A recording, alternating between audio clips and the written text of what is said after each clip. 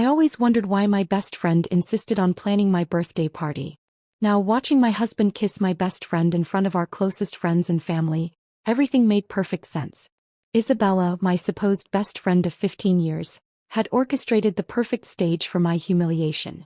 Before we begin this tale of betrayal and calculated revenge, thank you for being part of this journey. If you enjoy stories of empowerment and justice served cold, subscribe. It's free. Let's watch Emma's masterful revenge unfold. The crystal champagne flute trembled in my hand as Sebastian, my husband of 12 years, cleared his throat for what I thought would be his annual birthday toast to me. The private dining room of Le Blanc, my favorite restaurant, was filled with intimate lighting and familiar faces, all carefully selected by Isabella, no doubt. Before we celebrate another year of my beautiful wife's life, Sebastian began, his voice carrying an unfamiliar edge that made my spine tingle. I need to share something important. He paused, his eyes not meeting mine but drifting to Isabella, who stood near the vintage wine cabinet, her red lips curved in what I now recognized as anticipation rather than friendship. The room held its breath. I felt my mother's hand squeeze my shoulder from behind, her instincts probably already sensing what I refused to acknowledge. The sterling silver fork I'd been fidgeting with clattered against fine china, the sound sharp in the suspended silence. Emma, Sebastian continued, addressing me as if we were alone and not surrounded by 30 of our closest friends and family members. You've been an incredible part of my life, but sometimes love finds us in unexpected places. His words hung in the air like poison gas, slowly suffocating every happy memory we'd built together. Isabella stepped forward then, her emerald dress, the one I'd helped her choose last month, catching the light as she moved to stand beside him. The pieces clicked into place. Her insistence on planning this party, the secret phone calls that ended when I entered the room, the knowing looks exchanged at dinner parties. Sebastian and I have fallen in love, Isabella announced, her voice carrying the same tone she used when sharing recipes or gossip over our weekly coffee dates. We never meant for this to happen, but the heart wants what it wants. Someone gasped. Probably my sister Claire, always the dramatic one. But it was the scattered nervous laughter that followed that truly cut deep. These people, our people, were actually finding humor in this moment. I caught glimpses of uncomfortable smiles, witnessed the awkward raising of glasses as Sebastian continued speaking about new beginnings and following your heart. My father stood up abruptly, his chair scraping against the hardwood floor. How dare you, he started, but I raised my hand, silencing him. This was my moment, my humiliation, my story to control. I stood slowly, smoothing the black cocktail dress I'd bought specifically for this occasion. Well, I said, my voice steadier than I felt, I suppose this explains the mysterious weekend business trips and the new cologne. The room fell silent, all eyes on me. And Isabella darling, it certainly explains why you insisted I wear black tonight. How thoughtful of you to dress me for my own funeral. Sebastian had the audacity to look uncomfortable. Emma, we didn't want to hurt you.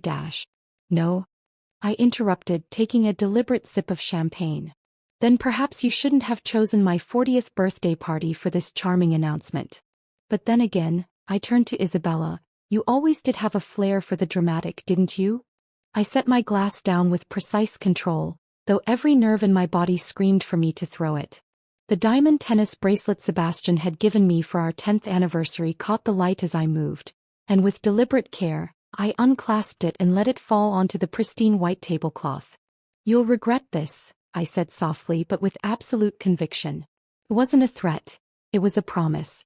The slight falter in Isabella's smile, the momentary uncertainty that flickered across Sebastian's face, told me they caught my meaning. Isabella stepped forward, reaching out as if to touch my arm. I stepped back, my movement so smooth it made her gesture appear clumsy. Thank you all for coming to celebrate. I addressed the room, my voice carrying the warmth of a winter storm. Please enjoy the cake. Isabella spent hours choosing it after all. It would be a shame to let all her careful planning go to waste. As I walked out of Le Blanc that night, head high and steps measured, I heard the murmur of conversations explode behind me. Let them talk.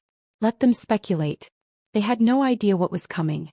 Because while Sebastian and Isabella had spent months planning their grand revelation, they'd forgotten one crucial detail about me. I'd always been better at playing the long game. The cool night air hit my face as I stepped onto the sidewalk, and I finally allowed myself a real smile. They thought this was the end of my story. They were wrong. This was just the beginning. The morning after my birthday catastrophe, I vanished. Not physically, of course, but socially, I became a ghost. My phone buzzed incessantly with messages from concerned friends and family, each notification a reminder of the spectators to my humiliation.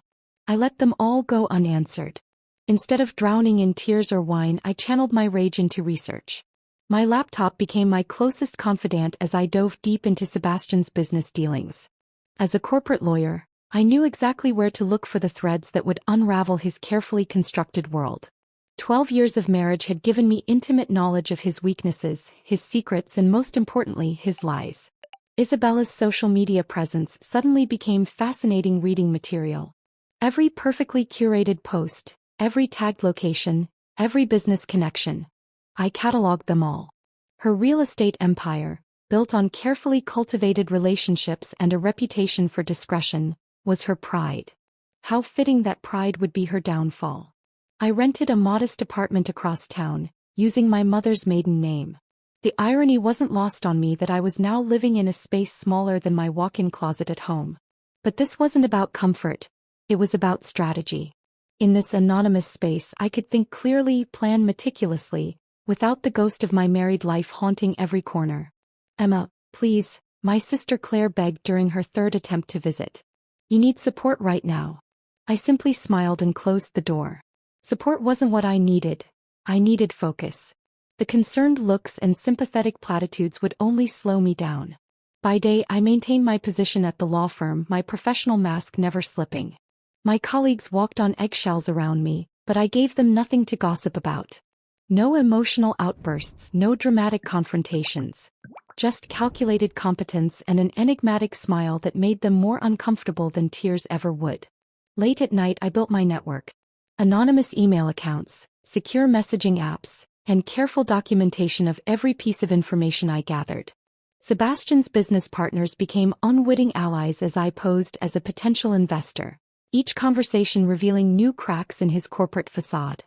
Isabella's clients were surprisingly chatty when approached by someone interested in her unique business methods. The whispers of cut corners, undisclosed property issues, and creative accounting practices painted an interesting picture.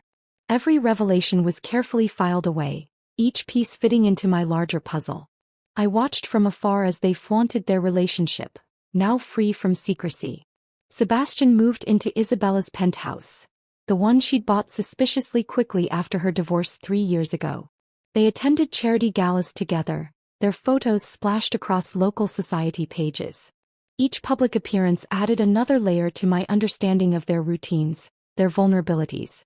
The restraint required was excruciating. When I overheard my assistant mentioning that Isabella had been spotted ring shopping, I maintained my composure even as my nails dug crescents into my palms. When Sebastian's family law firm won a major case and he was photographed celebrating with Isabella at his side, I simply added the newspaper clipping to my growing collection. My father, ever the protective patriarch, tried to intervene. "Sweetheart, your mother and I are worried. You can't just disappear like this." But I could, and I had. The woman they knew, the perfect wife, the loyal friend, the predictable daughter, had died at that birthday party. In her place was someone far more dangerous. A woman with nothing left to lose and everything to gain. 1 month into my self-imposed exile, I received an invitation to a mutual friend's dinner party. Sebastian and Isabella would be there, celebrating their new life. I declined with a polite note about prior commitments. Let them think I was hiding in shame. Let them believe their betrayal had broken me. In reality, I was meeting with a former client of Isabella's, one whose luxury development project had mysteriously fallen through after her expert guidance. His story, combined with others I'd collected, was forming a pattern that any investigative journalist would find fascinating. The fact that this particular journalist had a grudge against Sebastian's firm was just an added bonus. As I sat in my sparse apartment that evening, surrounded by documents and digital trails, I felt a strange sense of peace. The initial shock of betrayal had crystallized into something harder, something colder.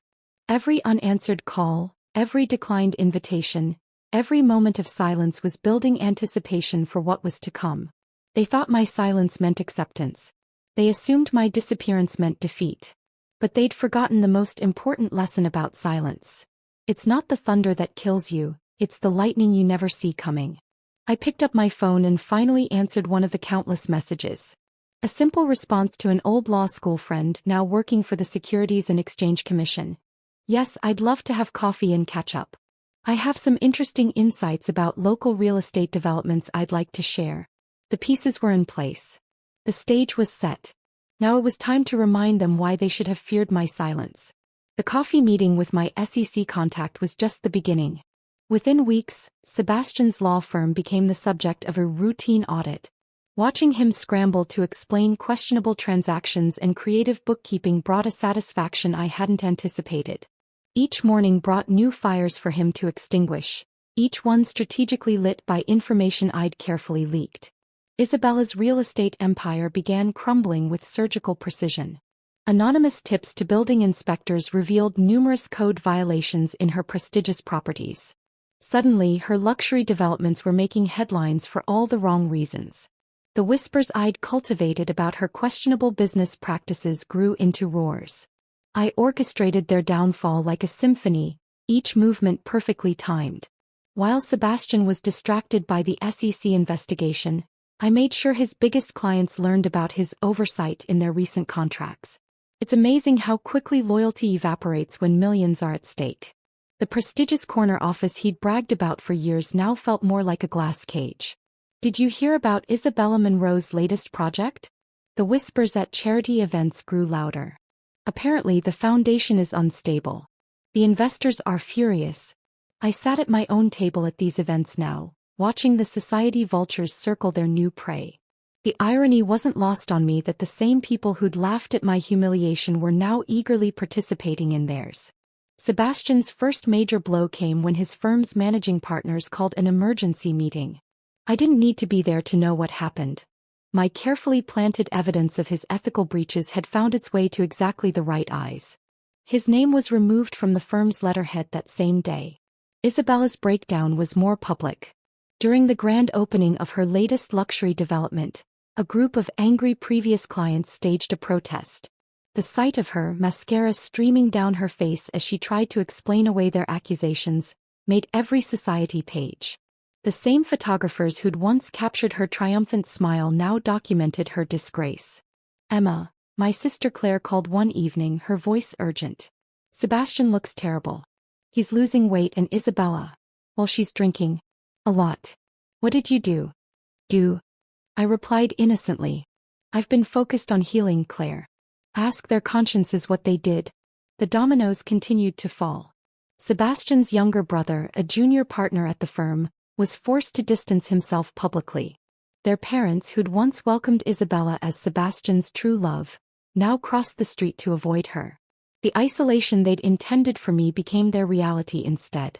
My masterstroke came in the form of an exposé in the city's most respected business journal. Every questionable deal, every ethical breach, every betrayal of client trust, laid bare for all to see. The article didn't mention me once, but those who knew us recognized my fingerprints all over it. Isabella's real estate license suspension hearing was scheduled for the same day Sebastian faced the State Bar Association. A coincidence, of course. I attended neither, but I did enjoy a leisurely lunch at their favorite restaurant, alone at what used to be their regular table. The crash of their professional lives coincided perfectly with the implosion of their personal relationship. Stress has a way of revealing true colors, and theirs were particularly ugly. Their public arguments became legendary. The perfect couple now perfectly miserable. You promised you had everything under control. Isabella's voice carried across the restaurant one evening, when they didn't know I was seated just around the corner. Now I'm losing everything because of you. Me? Sebastian's laugh was bitter. You're the one who insisted we go public at her birthday. It'll be dramatic, you said. She'll just have to accept it, you said. Well, how's that working out for us? I sipped my wine and smiled. They'd orchestrated my humiliation in this very restaurant. Now they couldn't even enjoy a meal here without falling apart. Poetic justice has always been my favorite kind. The final nail in their coffin came from an unexpected source. Isabella's former assistant, armed with years of documented evidence, filed a wrongful termination lawsuit. The details that emerged painted a picture of corruption that even their remaining supporters couldn't ignore. Sebastian's attempt to salvage his career through a television interview backfired spectacularly. His practiced charm came across as smug insincerity, and his explanations sounded like excuses. The comments section was particularly brutal. Society loves nothing more than watching the mighty fall. As I watched their carefully constructed world crumble, I felt neither joy nor sadness. Instead, there was a sense of balance restored. They tried to write me out of their story, but instead I'd become the author of their downfall. The last time I saw them together, they were arguing on the street outside their former favorite cafe. Isabella's designer clothes now looked shabby, and Sebastian's confident stride had become a defeated shuffle. They didn't notice me watching from my car, but I noticed everything. The way they couldn't even look at each other, the distance between them that seemed to grow with each passing second. My phone buzzed with a text from my realtor. Their penthouse was officially on the market, listed well below value. They needed a quick sale apparently. I smiled and made a mental note to have my attorney submit an offer. After all, I'd always liked that view. After watching their public meltdown, I knew it was time to focus solely on Isabella. Sebastian's professional ruin was complete, but Isabella still clung to fragments of her social standing. That was about to change. I'd saved my most devastating ammunition specifically for her. The encrypted folder on my laptop contained years of her indiscretions, carefully documented and time-stamped. Every betrayal, not just of me but of countless others. Isabella had made a career of climbing social ladders by stepping on fingers. The first revelation came through her charity foundation. Anonymous tips led investigators to discover that only a fraction of the donations actually reached their intended causes. The society matrons who'd championed her philanthropic image recoiled in horror as their names became associated with her fraud. Did you know? Mrs. Blackwood, the foundation's biggest donor, cornered me at a gallery opening. All those years, did you suspect what she was doing with our donations? I merely sipped my champagne and replied, Isabella always did have expensive tastes. The implications spread through the room like wildfire. Her past came back to haunt her in waves. Former clients emerged with stories of dubious property deals. Old friends suddenly remembered occasions when jewelry went missing after her visits. Each revelation was timed perfectly, just as she thought she might recover from the last. The scandal about her first marriage hit the local papers next. Her ex-husband's suspicious accident, the conveniently timed insurance payout, the rushed divorce settlement, all carefully researched details that raised uncomfortable questions. The police didn't reopen the case, but the court of public opinion needed no formal charges. Isabella's desperate attempts to maintain her image became increasingly pathetic. She hosted a charity gala at her remaining property, but hardly anyone attended. Those who did came only to whisper behind their hands and document her fall from grace on their social media accounts. Please, she cornered me in the ladies' room of an upscale restaurant, her designer outfit now looking like a costume rather than couture. I know it's you behind all this. What do you want? Money? An apology? I adjusted my lipstick in the mirror, taking my time before responding. What? Isabella, darling, I already have everything I want.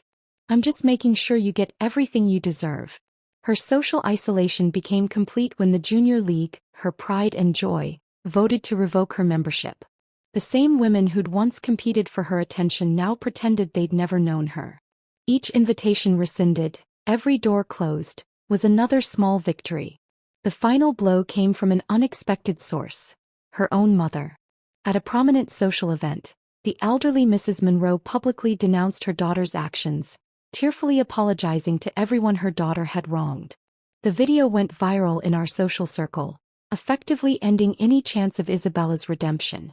I watched from a carefully maintained distance as she spiraled. Her polished appearance began to crack, literally. Without access to her usual resources, her expensive maintenance routine faltered. The gray roots and aging designer clothes told their own story of decline. Her desperation peaked at a mutual friend's wedding, where she'd managed to retain an invitation through old connections. After too many glasses of champagne, she caused a scene, accusing various guests of abandoning her. Security escorted her out as she sobbed about loyalty and friendship, words that tasted like ashes in her mouth. Sebastian, already dealing with his own professional exile, finally cut all ties. Their love story, which had cost me my marriage, ended not with passion but with paperwork. He filed a restraining order after she showed up at his new modest apartment, creating yet another public spectacle. "You've destroyed me," she texted one night, her message riddled with typing errors. "Are you happy now?" I didn't respond. Instead, I forwarded the message to my lawyer, adding it to the documentation of her increasingly erratic behavior. Every desperate attempt to contact me only strengthened my position. The society columns that had once featured her charity work and business success now ran stories about her decline. Local socialites' shocking fall from grace became former reality star faces multiple fraud investigations. The trajectory was as swift as it was merciless. Her final public appearance was almost anticlimactic. At a small cafe where we'd once shared weekly brunches, she sat alone, her designer handbag now obviously counterfeit, her manicure chipped, staring into a cold coffee she couldn't afford to replace.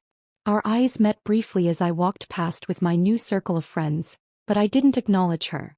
She'd become what she'd always feared most, invisible. That evening, as I sat in my newly purchased penthouse, her former home, I received a call from my sister. "Emma, don't you think this is enough? She's lost everything." I watched the sunset from the same windows where Isabella had once planned my humiliation. "No, Claire," I replied calmly, "she's just lost what everyone could see. There's still so much more to take." The call ended with my sister's worried sigh, but I felt no remorse. After all, Isabella had taught me an invaluable lesson about friendship. Some things are better destroyed completely. News of Isabella's complete social exile spread through our circles like a virus, infecting every relationship she and Sebastian had ever cultivated. Former friends were forced to choose sides, and self-preservation made their choice simple. The couple who had once been the toast of society now couldn't even get a decent restaurant reservation. My sister Claire's initial sympathy for them began to waver as more details emerged. "I can't believe the foundation money," she confessed over dinner at my new penthouse. "All those children's programs. How could she?" I simply nodded, letting the weight of each revelation do its work. The beauty of truth is that once it starts flowing, it creates its own momentum. Sebastian's family, particularly his younger brother Marcus, faced their own social crucible. At a charity board meeting, I watched Marcus squirm as questions about his knowledge of his brother's ethical breaches arose. His stammered denials cost him his position, though I hadn't even planned that particular domino. The ripple effect touched every corner of our shared world. The country club where Sebastian and I had spent countless weekends quietly revoked his membership. Isabella's prized position on 3 charitable boards vanished overnight. Even their favorite restaurants suddenly couldn't find their reservations. "You have to admire the thoroughness," remarked David, my new colleague at the firm that had eagerly hired me after Sebastian's disgrace. "It's like watching a masterclass in social demolition." I smiled behind my wine glass, appreciating the irony that my professional reputation had actually improved through this ordeal. Their families suffered collateral damage that even I hadn't anticipated. Sebastian's parents, once pillars of the community, found their own social invitations dwindling. His mother's bridge club suddenly had no openings. His father's golf partners developed scheduling conflicts. The taint of association proved surprisingly contagious. Isabella's younger sister, who had always lived in her shadow, seized the opportunity to distance herself completely. At a charity gala, I overheard her loudly proclaiming, "I always knew something wasn't right with her. The way she treated Emma, disgusting." The performance was a bit heavy-handed, but I appreciated the sentiment. The professional community's reaction was particularly fascinating. Law firms that had once courted Sebastian now warned their associates against any contact. Real estate agents who had fawned over Isabella's listings now refused to return her calls. Their names became cautionary tales in boardroom discussions. Even their domestic staff jumped ship. Their former housekeeper, Maria, now worked for me, bringing with her an intimate knowledge of their habits and vulnerabilities. "Miss Emma," she confided one morning, "they were planning this for months. The separate phone calls, the secret meetings. I should have told you." "It's fine, Maria," I assured her, savoring my morning coffee from what used to be Isabella's favorite bone china set. Everything worked out exactly as it should. The most delicious consequence was watching their former enablers scramble to prove their loyalty to me. People who had laughed at my humiliation now fell over themselves to share stories of Sebastian and Isabella's misdeeds. Each revelation was carefully noted and filed away, ammunition for future use. Their favorite vacation spots became off-limits. The manager of the Bellevue resort where they'd probably first consummated their betrayal, personally called to assure me they'd never be welcome again. I booked the presidential suite for Christmas just because I could. Sebastian's elderly aunt, the family matriarch who had once declared Isabella a perfect match for her nephew, now referred to them as those people in hushed, disapproving tones. At her annual garden party, their names were notably absent from the family photographs displayed on antique easels. The local press, sensing the shift in social winds, began excavating old stories. Journalists who had once written glowing profiles of the power couple now penned subtle hit pieces. The Fall of Society's Golden Pair ran as a 3-part series, each installment more devastating than the last. Their joint Christmas card list, which Isabella had once bragged contained over 300 names, dwindled to desperate digital messages that went largely unopened. Holiday parties that they had once dominated now flourished in their absence, their names conspicuously missing from every guest list. I watched it all from my new position of power, orchestrating some moves, merely appreciating others. The social avalanche I'd triggered had developed its own momentum, burying them deeper than I could have managed alone. Their desperate attempts to maintain connections only highlighted their isolation. As the year drew to a close, I hosted my own holiday gathering in the penthouse. The guest list included everyone who mattered, except them, of course. Standing by those floor-to-ceiling windows, greeting guests who had once witnessed my humiliation, I felt a profound satisfaction. "You've changed," Claire observed, joining me by the window. "Sometimes I barely recognize you." I smiled, watching the city lights below. "No, darling. I've just finally become who I always was. They just helped me realize it." The party continued around us, vibrant and alive, while somewhere in the city, two people who had once thought themselves invincible faced another evening alone with their regrets. As January's bitter wind howled outside my penthouse windows, my carefully orchestrated plans reached their crescendo. Sebastian's last-ditch attempt to salvage his legal career through a small private practice had imploded spectacularly. His final client, a desperate real estate developer, discovered some anonymous documentation about Sebastian's past ethical breaches just hours before signing a major contract. Isabella's situation proved even more catastrophic. The SEC investigation into her real estate dealings had expanded to include tax evasion and fraud. Her remaining assets were frozen, leaving her to face the harsh reality of winter without her beloved luxury car or access to her investment accounts. Their relationship, once flaunted as an epic romance worth destroying my marriage for, deteriorated into public screaming matches. Outside what used to be their favorite bistro, Isabella's shrill accusations about Sebastian's cowardice and incompetence drew a crowd of smartphone-wielding observers. The video went viral in our social circles within hours. "He promised he'd protect me." Isabella's mascara-streaked face filled countless screens. "He said we'd handle everything together, but look at us now." Sebastian's response, a cold "you're on your own," became the caption for countless social media posts. The financial empire they'd both taken for granted crumbled like a house of cards in a hurricane. Sebastian's investment portfolio, heavily leveraged and poorly managed in recent months, collapsed under the weight of margin calls.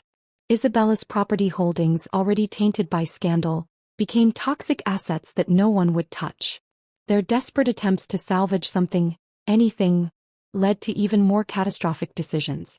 Sebastian's ill-advised interview with a local business journal turned into a confessional that implicated Isabella in several questionable deals. She retaliated by releasing emails that exposed his role in defrauding his former firm's clients. "Did you see?" Claire texted me one morning. "They're selling everything. Even Isabella's engagement ring is listed online." I smiled, remembering how she'd flashed that gaudy diamond in my face at my birthday party. Now it was just another asset to be liquidated. The perfect storm I'd engineered swept away not just their wealth and status, but their very sense of identity. Sebastian, once the epitome of legal success, couldn't even secure a position teaching law at a community college. Isabella, the social butterfly who'd prided herself on her networking skills, found herself blocked on every social media platform that mattered. Their final joint appearance at a court-mandated mediation session painted a picture of complete devastation. Sebastian's custom suits had been replaced by off-the-rack where that didn't quite fit. Isabella's designer wardrobe had given way to last season's bargain finds. They sat at opposite ends of the conference table, unable to look at each other. "You ruined everything," Isabella spat, her perfectly maintained facade finally cracking. "If you hadn't insisted on that stupid public announcement." "Me?" Sebastian's laugh was hollow. "You're the one who wanted to humiliate her. Let's do it at her birthday party, you said." "It'll be perfect," you said. "Well, how perfect does it feel now?" The mediator's report, which somehow found its way to my inbox, detailed their complete financial dissolution. Every joint asset, every shared investment, every remnant of their affair had to be sold to satisfy creditors and legal judgments. The mighty had not just fallen, they'd crashed and burned. Isabella's final attempt to resurrect her social standing through a tell-all blog post backfired spectacularly. Her version of events, meant to paint herself as a victim of circumstance and Sebastian's manipulation, instead revealed even more damaging details about their misconduct. The comments section became a battlefield of former friends and associates sharing their own stories of betrayal. Sebastian, facing disbarment and financial ruin, retreated to a studio apartment in a part of town he would have never deigned to visit in his previous life. His luxury watches, sports car, and even his prized golf club membership were sacrificed to keep the electricity on and food in his refrigerator. The storm reached its peak when their former social circle gathered for the annual charity gala, an event they had once dominated. Their absence was marked not by whispers of sympathy, but by casual discussions of their downfall, as if discussing last season's fashion trends. They had become cautionary tales, their names synonymous with hubris and betrayal. I attended that gala wearing the diamond tennis bracelet I'd let fall onto the tablecloth at my birthday party, retrieved, cleaned, and now a symbol of my triumph. The same people who had witnessed my humiliation now vied for my attention, eager to distance themselves from any association with the fallen couple. That evening, as I sipped champagne and accepted condolences that sounded more like congratulations, my phone buzzed with a notification. Sebastian had been seen moving his remaining possessions into a motel on the outskirts of town. Isabella, according to reliable sources, had been reduced to asking former friends for temporary accommodation. The perfect storm had done its work, leaving nothing but wreckage in its wake. And I, standing in the eye of the hurricane I'd created, felt nothing but the calm satisfaction of a job well done. They had tried to write me out of their story, but instead I had become the author of their destruction.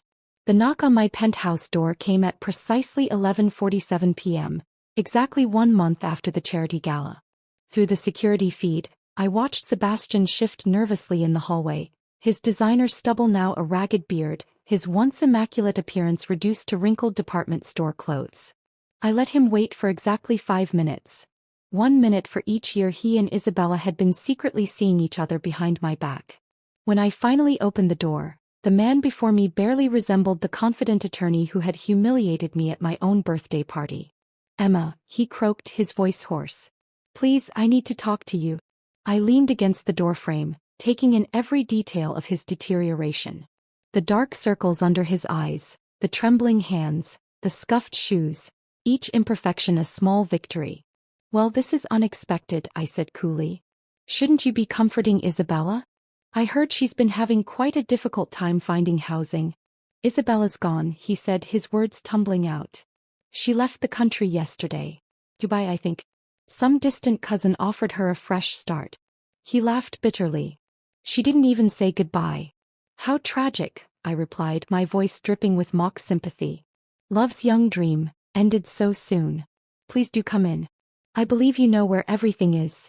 You did help pick out most of the furniture." He followed me into what used to be his living room, his eyes darting around like a trapped animal.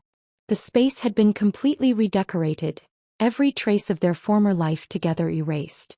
Only the view remained the same, the glittering city lights that had witnessed so many of their secret rendezvous. "I know it was you," he said suddenly, sinking into a leather armchair. "All of it. The SEC investigation, the leaked documents, the social isolation. You orchestrated everything." I poured myself a glass of wine. the same vintage we'd served at our wedding. Did you really come here just to state the obvious, Sebastian? That's not very lawyer-like of you. I'm not a lawyer anymore, he whispered, the words seeming to physically pain him. Thanks to you I'm nothing. No career, no money, no future. Even Isabella. He trailed off, running his hands through his unkempt hair. Ah yes, Isabella. I savored her name like a fine dessert. Your true love. The woman worth destroying our marriage for. Tell me, was it worth it? Those stolen moments, those secret meetings, that grand romantic gesture at my birthday party. Did they fulfill all your dreams? His composure cracked. You've ruined us both. Isn't that enough? What more do you want? I set my wine glass down with deliberate care. What? Oh, Sebastian, you still don't understand. This was never about want. This was about deserve. You and Isabella needed to learn that actions have consequences. Consider it a lesson in karma. We made a mistake, he pleaded, tears forming in his eyes. We never meant to hurt you like this. We fell in love. The laugh that escaped me was genuine. Love? No, darling. What you and Isabella had was convenience wrapped in lust, sprinkled with the thrill of betrayal. Real love doesn't need an audience for its declarations. Real love doesn't humiliate its obstacles. He stood suddenly, anger briefly overcoming his desperation. You're enjoying this, aren't you? Our suffering, our destruction. It's all just entertainment for you. Entertainment. I moved closer, my voice dropping to a whisper. No, Sebastian. This is justice. You and Isabella chose to make a spectacle of my humiliation. I simply returned the favor on a grander scale. I'm sorry, he choked out, falling back into the chair. God, Emma, I'm so sorry. Please. There must be something I can do, something to make this right. I studied him for a long moment, taking in the complete picture of his breakdown. The mighty Sebastian reduced to begging in what used to be his own home. There is nothing you can do, I said finally. Nothing you can say. This is exactly what I promised you that night. Regret. Pure, complete, consuming regret. Emma, please. Goodbye, Sebastian, I cut him off, moving to the door. I trust you can find your way out. After all, you were always so good at exits. As the door closed behind his slumped figure, I returned to my wine and the city lights. Somewhere in Dubai, Isabella was probably discovering that her cousin's offer of help came with strings attached, strings I had carefully arranged. And here was Sebastian, broken and alone, finally understanding the true cost of their betrayal. My phone buzzed with a text from Claire. Is it done? Are you finally satisfied? I smiled, typing my response. Almost. There's just one more scene left to play. Because while Sebastian's breakdown might signal the end for him, it was just another step in my carefully choreographed dance of revenge. After all, some lessons need to be absolutely unforgettable. After Sebastian's late-night breakdown, I found myself standing in my penthouse, staring at the chair where he had sat. The victory I'd orchestrated was complete. Sebastian broken, Isabella exiled, their love story transformed into a cautionary tale. Yet something unexpected lingered in the air, an emotion I hadn't planned for. My phone lit up with a message from my private investigator in Dubai. Isabella's fresh start had evolved exactly as I'd arranged. Her cousin's offer of help came with strings attached, specifically, a position as a glorified secretary in his company, a far cry from her former real estate empire. The photos showed her in modest clothing, head bowed, sorting mail in a cramped office. I poured another glass of wine and settled onto my balcony, the same spot where Sebastian and Isabella had probably plotted my humiliation. The city sprawled before me, indifferent to the drama that had unfolded in its midst. A year had passed since my birthday party, a year of calculated moves and precise strikes, each one designed to dismantle their lives piece by piece. Claire visited the next morning, concern etched on her face. I saw Sebastian yesterday, she said, accepting the coffee I offered. He was working as a paralegal at some strip mall law office. He looked destroyed. Isn't that what I wanted? I mused, more to myself than to her. Is it? She studied me carefully. You've won, Emma. They've lost everything. But looking at you now, I have to ask, what have you gained? The question caught me off guard. What had I gained? Professional success, certainly. Social status, undeniably. The penthouse, their former friends, their possessions, all mine now. Yet sitting there with my sister, I felt a strange emptiness where satisfaction should have been. That evening, I discovered an old photo album while reorganizing my closet. Pictures of Sebastian and me in happier times, of Isabella and me as genuine friends. Before the betrayal, before the revenge, before everything changed. I traced our smiling faces, remembering the trust I'd once felt, the love I'd believed in. Was it worth it? My father asked during our weekly dinner. All this energy, all this time focused on destroying them? I thought about Sebastian's tears, about Isabella's exile, about the perfect execution of my revenge. They deserved everything they got, I replied, but the words tasted different now. Later that week, I received a letter from Isabella, postmarked Dubai. Her once elegant handwriting was shaky, the paper tear-stained. She wrote of regret, of loneliness, of understanding too late the true cost of betrayal. I should have felt triumphant reading her words. That I felt tired. Sebastian's final attempt at contact came through a mutual friend. He'd started volunteering at a legal aid clinic, helping people who couldn't afford representation. He's trying to find redemption, our friend said. He talks about you sometimes, about how you taught him the hardest lesson of his life. I spent a long night on my balcony reflecting on the past year. The meticulous planning, the careful execution, the sweet taste of revenge. It had consumed me completely. I'd become a master orchestrator of destruction, but at what cost to myself? Claire found me there the next morning, still in my thoughts. You know what's ironic, she said, joining me at the railing. In destroying them, you've transformed yourself. The question is, do you like who you've become? The truth hit me with unexpected force. In executing my perfect revenge, I'd changed fundamentally. The woman who had stood humiliated at her birthday party was gone, replaced by someone harder, colder, more powerful. But also someone who had spent a year focused solely on destruction rather than creation. I picked up my phone, looking at the last text I'd received from Sebastian. I hope someday you'll find peace. I know now that I destroyed something beautiful, not just in our marriage but in you. The sun rose over the city, painting the sky in hues of pink and gold. My revenge was complete, perfect in its execution. Sebastian and Isabella had paid dearly for their betrayal, their lives permanently altered by my calculated response to their cruel actions. Yet standing there watching the city wake up, I felt neither triumph nor joy. Instead, I felt something else stirring, not regret exactly, but a readiness to close this chapter. They would live with the consequences of their choices as I would live with mine. So, Claire asked softly, what now? I smiled, a real smile this time, not the cold one I'd perfected over the past year. Now I think it's time to write a new story. One that's not about them at all. The sweet victory I'd imagined had turned out to be something different. Not hollow exactly, but transformative in ways I hadn't anticipated. I had won completely and utterly, but the triumph had changed me just as much as the original betrayal. It was time to discover who I could be when revenge wasn't my driving force. After all, the best revenge might just be living well without them occupying any space in my thoughts at all. 2 months after my final reflection on the balcony, I found myself sitting across from David Anderson, a venture capitalist who'd been following my strategic dismantling of Sebastian and Isabella's empire with professional interest. Your execution was flawless, he remarked, sliding a proposal across the polished conference table. That kind of precision, that attention to detail.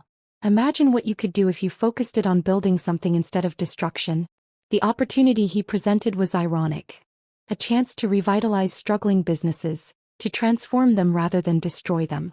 My experience in corporate law, combined with what he called my exceptional understanding of human nature, made me uniquely qualified for the role. I accepted the position the same day I donated Isabella's remaining designer clothes to a women's shelter. The symmetry felt right. Discarding the last vestiges of revenge while embracing a new direction. Claire noticed the change immediately. There's light in your eyes again, she observed over brunch at a new cafe, far from any of the old haunts. You're not just existing anymore. You're living. My first project involved salvaging a family-owned real estate firm on the brink of collapse. The irony of helping rather than destroying a real estate business wasn't lost on me, but the satisfaction of watching something flourish under my guidance proved unexpectedly addictive. News of Sebastian and Isabella occasionally reached me through the grapevine. He'd found some measure of redemption in his pro bono work. helping people navigate the legal system he'd once exploited. Isabella had gradually adapted to her humbler life in Dubai, teaching English to businesspeople, a far cry from her real estate empire, but perhaps a better use of her networking skills. I sold the penthouse 6 months after my conversation with David. The memories it held, both of my marriage and my revenge, belonged to a different chapter. My new apartment, overlooking a quiet park rather than the bustling financial district, reflected the peace I'd finally found. Romance returned to my life unexpectedly. Alexander, a widowed professor I met at a charity event, approached relationships with the same thoughtful consideration I'd developed. Our connection grew slowly, built on honest conversations and shared experiences rather than social appearances. "You're different from anyone I've ever met," he told me one evening as we walked through the park below my new home. "There's a depth to you, like you've been through fire and emerged stronger." He wasn't wrong. The flames of betrayal and revenge had forged something new in me. Not the cold, calculating destroyer I'd become during my vendetta, but someone who understood both the price and the value of transformation. My professional success grew as I helped more businesses recover and thrive. The skills I'd honed destroying Sebastian and Isabella's world proved invaluable in identifying weaknesses and opportunities in struggling companies. Each success felt like another step further from the woman who'd stood humiliated at her birthday party. A year and a half after my birthday party revelation, I received 2 letters. The first, from Sebastian, was a formal apology accompanied by documents showing he'd established a foundation to help victims of financial fraud. The second, from Isabella, contained a simple message: "You won. But maybe we all needed to lose to find our way." I filed both letters away without response. Their words, their lives, their choices, none of it mattered anymore. My story had evolved beyond the boundaries of their betrayal. Claire joined me for dinner on the anniversary of that fateful birthday party. "Would you do it all again?" she asked, watching me closely. I considered the question carefully. "The revenge served its purpose," I replied. "It taught them consequences, yes, but it taught me something more valuable: my own strength. Now I choose to use that strength differently." My latest venture capital project involved creating opportunities for women rebuilding their lives after personal setbacks. The inspiration, though rooted in my own experience, had blossomed into something larger than revenge or redemption. "You've become quite the phoenix," Alexander observed one evening as I shared my plans for the foundation. "Rising from the ashes of betrayal to create something beautiful." Looking out over the park, watching families and couples enjoy the simple pleasure of a summer evening, I felt the last traces of bitterness fade away. Sebastian and Isabella's betrayal had sparked a transformation they never intended. Not just the calculated destroyer who'd orchestrated their downfall, but this final evolution into someone who could build, nurture, and grow. The woman who'd promised "you'll regret this" at her birthday party had kept her word. But the woman who emerged from that promise had discovered something far more valuable than revenge. She'd found her true power, not in destruction but in creation. The phoenix had indeed risen, but she soared now toward horizons her betrayers could never have imagined, leaving the ashes of the past where they belonged, behind her.